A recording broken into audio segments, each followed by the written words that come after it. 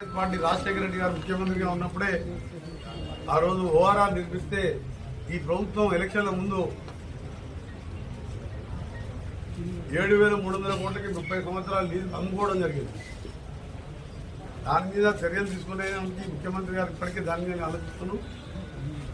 దానికి తోడు ఇవాళ అదొక రింగ్ రోడ్ అనేది అప్పట్లో దాంతోనే అభివృద్ధి ఇవాళ ఎయిర్పోర్ట్ దాని పక్కనే మనం కట్టడం కాంగ్రెస్ ప్రభుత్వం దానికి లింక్ ఇస్తూ టీవీ నరసింహ ఎక్స్ప్రెస్ వే 13 కోట్ల ఫ్లైఓవర్ నిర్మించి 69.5 కిలోమీటర్ల మెట్రో జయపాల్ రెడ్డి గారు అర్బన్ డెవలప్మెంట్ గా ప్రత్యేక నిధులతో మెట్రో నిర్మించుకున్నాం.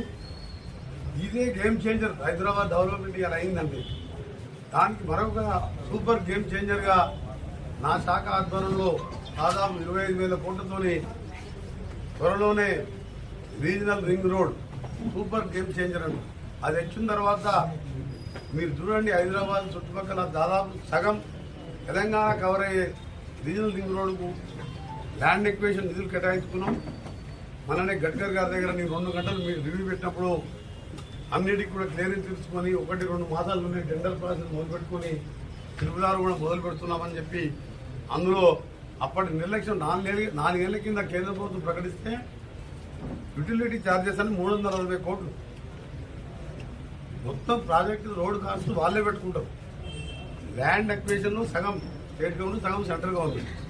వాళ్ళు అడిగింది ఏంటంటే యుటిలిటీ ఛార్జెస్ మధ్యలో ఏమైనా సబ్స్టేషన్లు వచ్చినా ఇండ్లు వచ్చినా ఇంకేమైనా ఇండస్ట్రియల్ వచ్చినా షిఫ్ట్ చేయడానికి యుటిలిటీ 340 కోట్లు కట్టమంటే కేసీఆర్ గారు అప్పుడు ఒక ఇల్లీగల్గా ఆంధ్ర క్యాడర్కి చెందిన అవినీతి అధికారి సోమేష్ కుమార్ అనే చీఫ్ సెక్రటరీగా ఉన్న పెద్ద అవినీతి పరుడు మేము కట్టమని చెప్తే మేము రోడే క్లోజ్ చేసి రోడే శాంక్షన్ చేయవద్దని చెప్పి లెటర్ పంపించుకున్నాం.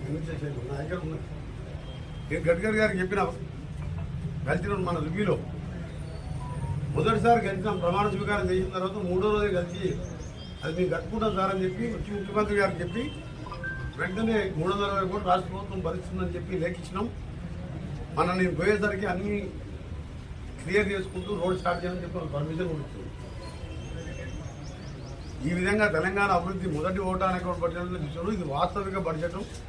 హరీష్ రావు గారు, కేటీఆర్ గారు ఈ పనికి దాని లీడర్లు ఈ బడ్జెట్ మీద ఎవరైనా మాట్లాడితే మాత్రం ప్రజలు అసహించుకుంటారు. 25% 2 లక్షల కోట్లలో 25% అంటే 57,000 కోట్లు సంక్షేమాన్ని పెట్టామంటే ఈ బడ్జెట్ ఎవరు విమర్శిస్తే వాళ్ళు మూర్ఖులైతే తప్ప ఈ ప్రభుత్వం ఓటానికి బడ్జెట్ని ఇంత మంచిగా పెట్టింది. త్వరలోనే మీరు చూస్తారు మేము చేయబోయే కార్యక్రమం.